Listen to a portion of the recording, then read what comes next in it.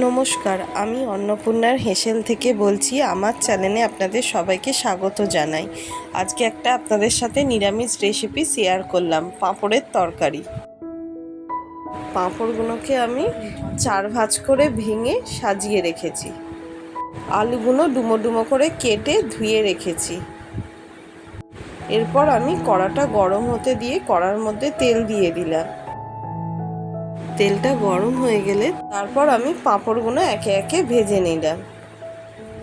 আমি দুটো খুন্তির সাহায্যে পাঁপড়গুলো ভাজছি, যাতে না পাঁপড়গুলো বেঁকে যায়, কারণ তেলে দিলে পাঁপড়গুলো মুড়ে যাচ্ছে। দেখুন, পাঁপড়গুলো আমার সব ভাজা হয়ে গেছে। ওই পাঁপড় ভাজার তেলের মধ্যে আমি একটু সর্ষের তেল দিয়ে দিলাম।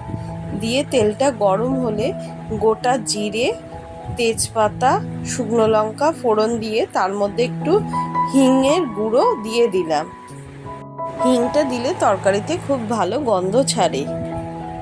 এরপর আমি আদা বাটা দিয়ে দেবো, দিয়ে মশলাটা ভালো করে কষে নেব। মশলাটা কষা হয়ে গেলে এর মধ্যে আমি অল্প পরিমাণে টমেটো কেচাপ দিয়ে দিলাম। আপনারা চাইলে টমেটোও দিতে পারেন।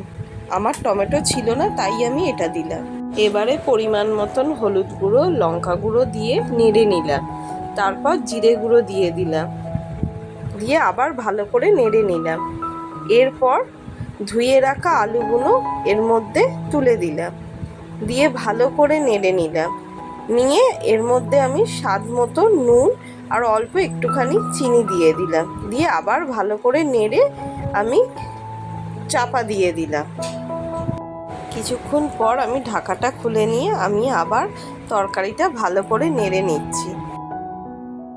মশলাটা ভালো করে কষানো হয়ে গেলে এর মধ্যে আমি একটু জল দিয়ে দিচ্ছি, দিয়ে আবার ভালো করে নেড়ে আমি তরকারিটা চাপা দিয়ে দিলাম। আমার শারীরিক অসুস্থতার জন্য আমি গত 2 দিন আপনাদের সাথে ভিডিও শেয়ার করতে পারিনি, তার জন্য আমি দুঃখিত। চেষ্টা করব আবার ভিডিও দিতে। আমার শরীর এখনও সুস্থ নয়। আপনাদের ভালোবাসাতেই আমি আবার ভিডিও দেওয়া শুরু করছি। আপনারা এইভাবেই আমার পাশে থাকবেন। কিছুক্ষণ বাদে আমি ঢাকনাটা খুলে দেখি আলুগুলো আমার সেদ্ধ হয়ে গেছে। এরপর আমি ভেজে রাখা পাঁপড়গুলো একে একে এর মধ্যে দিয়ে দিলাম। পাঁপড়গুলো দিয়ে আমি ভালো করে নেড়ে চেড়ে নিলাম, নিয়ে এবার ঢাকা দিয়ে দিলাম, যাতে পাঁপড়গুলো নরম হয়ে যায়। কিছুক্ষণ বাদে ঢাকা খুলে দেখলাম পাঁপড়গুলো নরম হয়ে গেছে আর জলটাও শুকিয়ে গেছে। আগে থেকে গরম জল করে তরকারিটার মধ্যে একটু দিয়ে দিচ্ছি, দিয়ে তরকারিটা ভালো করে আবার ফুটতে দিলাম। তরকারিটা ভালো করে ফুটে গেলে একটি পাত্রে ঢেলে নিলাম। আমার পাঁপড়ের তরকারিটা তৈরি হয়ে গেছে। আমার রেসিপিটি যদি আপনাদের ভালো লেগে থাকে তাহলে অবশ্যই আমার চ্যানেলটি লাইক, কমেন্ট, শেয়ার করবেন এবং নিত্য নতুন ভিডিওর জন্য চ্যানেলটি সাবস্ক্রাইব করবেন। ধন্যবাদ।